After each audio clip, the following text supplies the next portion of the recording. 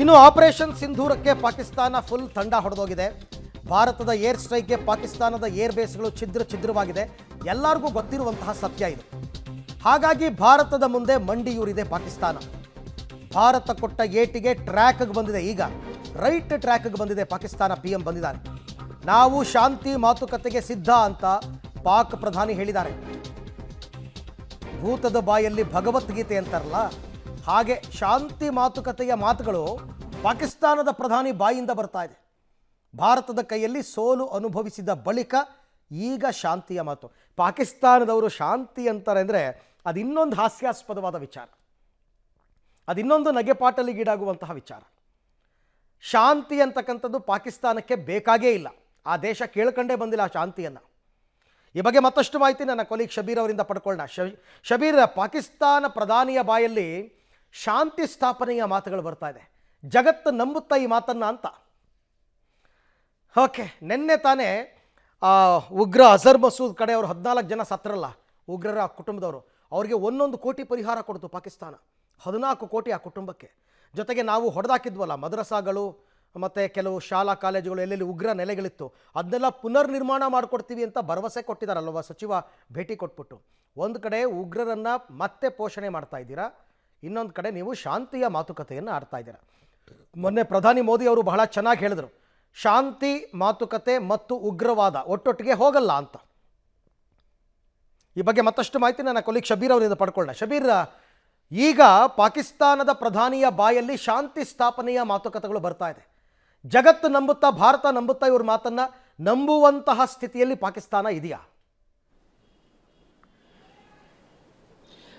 ಅರವಿಂದ್, ನೋಡಿ, ಪಾಕಿಸ್ತಾನದ double stand ಇಲ್ಲಿ ಬಹಳ ಸ್ಪಷ್ಟವಾಗಿ ಕಾಣಿಸುತ್ತೆ. ಮತ್ತೆ ಪಾಕಿಸ್ತಾನನ ಎಂದಿಗೂ ಕೂಡ ನಂಬಬಾರದು ಅನ್ನೋದಕ್ಕೆ ಇತಿಹಾಸದಲ್ಲಿ ಸಾಕಷ್ಟು ಪುರಾವೆಗಳು ಕೂಡ ಇದಾವೆ. ಹೇಗೆ ಭಾರತ ಚೀನಾವನ್ನು ನಂಬಲ್ಲ, ಅದೇ ರೀತಿಯಾಗಿ ಪಾಕಿಸ್ತಾನವನ್ನು ಕೂಡ ನಂಬಲ್ಲ. ಪಾಕಿಸ್ತಾನದ ಬಾಯಲ್ಲಿ ಏನೇ ಬಂದರೂ ಕೂಡ ಅದು ಭೂತದ ಬಾಯಲ್ಲಿ ಭಗವದ್ಗೀತೆ ಬಂದಂತೆ.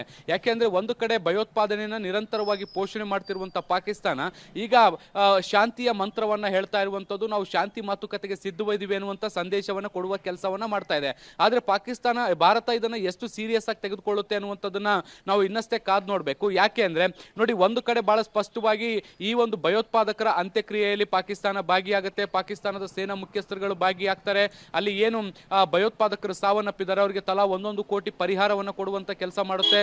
ಮತ್ತೆ ಈ ಭಯೋತ್ಪಾದಕ ನೆಲೆಗಳ ಮೇಲೆ ಏನು ಭಾರತ ದಾಳಿಯನ್ನ ಮಾಡಿತ್ತು ಆ ಒಂದು ನೆಲೆಗಳನ್ನ ಮತ್ತೆ ಕಟ್ಟಿಕೊಡುವಂತ ಕೆಲಸವನ್ನ ಮಾಡ್ತೀವಿ ಅನ್ನುವಂತ ಭರವಸೆಯನ್ನ ಕೊಡುತ್ತೆ.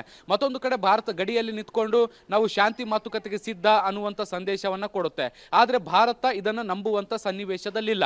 ಯಾಕೆಂದ್ರೆ ಭಾರತದ ನಿಲುವು ಬಹಳ ಸ್ಪಷ್ಟವಾಗಿದೆ. ಭಯೋತ್ಪಾದನೆ ಮತ್ತೆ ಮಾತುಕತೆ ಎರಡೂ ಕೂಡ ಒಟ್ಟಿಗೆ ಸಾಗಲ್ಲ ಅನ್ನುವಂತ ನಿಟ್ಟಿನಲ್ಲಿ ಈಗ ನರೇಂದ್ರ ಮೋದಿ ಅವರು ಸ್ಪಷ್ಟವಾದಂತ ನಿಲುವನ್ನ ತೆಗೆದುಕೊಂಡಿದ್ದಾರೆ.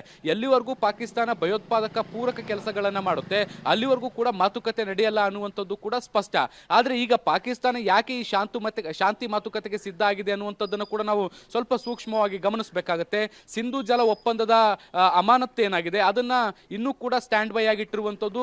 ಪಾಕಿಸ್ತಾನ ಎಲ್ಲಿವರೆಗೂ ಕೂಡ ಭಯೋತ್ಪಾದನೆಯನ್ನು ಪೋಷಿಸುತ್ತೆ ಅಲ್ಲಿವರೆಗೂ ಕೂಡ ನಾವು ನೀರು ಬಿಡಲ್ಲ ಅನ್ನುವಂತಹ ಸ್ಪಷ್ಟ ನಿರ್ಧಾರಗಳನ್ನು ತೆಗೆದುಕೊಂಡಿದೆ. ಸೊ ಹೀಗಾಗಿ ನೀರಿನ ಅಗತ್ಯತೆಗಾಗಿ ಈಗ ಪಾಕಿಸ್ತಾನ ಇಂಥದೊಂದು ಪ್ರಯತ್ನವನ್ನ ಮಾಡಿದೆ. ಯಾಕೆಂದ್ರೆ ಈಗಾಗಲೇ ನಿರುದ್ಯೋಗ, ಆರ್ಥಿಕ ಕುಸಿತ ಹೀಗೆ ಸಾಕಷ್ಟು ಸಮಸ್ಯೆಗಳಿಂದ ಬಳಲ್ತಾ ಇರುವಂತಹ ಪಾಕಿಸ್ತಾನಕ್ಕೆ ನೀರು ಕೂಡ ಇಲ್ಲದೆ ಇದ್ದಂತ ಸಂದರ್ಭದಲ್ಲಿ ಅಲ್ಲಿರುವಂತಹ ಜನರಿಗೆ ಬಹಳಷ್ಟು ದೊಡ್ಡ ಸಮಸ್ಯೆ ಆಗುತ್ತೆ. ಕುಡಿಯುವ ನೀರಿಗೂ ಕೂಡ ಸಮಸ್ಯೆಗಳಾಗುವಂತ ಸಾಧ್ಯತೆಗಳಿದಾವೆ. ಹೀಗಾಗಿ ಒಂದ್ ರೀತಿ ಕಣ್ಣೊರೆಸೋ ತಂತ್ರಗಳನ್ನ ಮಾಡೋ ಮೂಲಕ ಮತ್ತೆ ಭಾರತದಿಂದ ಬರುವಂತಹ ಲಾಭಗಳೇನಿದಾವೆ ಅವುಗಳನ್ನ ಪಡೆಯುವಂತ ಪ್ರಯತ್ನದ ಭಾಗವಾಗಿ ಈ ಶಾಂತಿ ಮಾತುಕತೆಯ ಪ್ರಸ್ತಾಪವನ್ನ ಪಾಕಿಸ್ತಾನ ಇಟ್ಟಿರುವಂತ ಸಾಧ್ಯತೆಗಳಿದಾವೆ. Arvind, right, thank you Shabir, ತಮ್ಮ ಎಲ್ಲ ಮಾಹಿತಿಗಾಗಿ ಧನ್ಯವಾದ. ಮೂಲ ಅಲ್ಲಿದೆ ನೋಡಿ, ಅವ್ರಿಗೆ ಅರ್ಜೆಂಟಾಗಿ ಈಗ ನೀರು ಬೇಕು.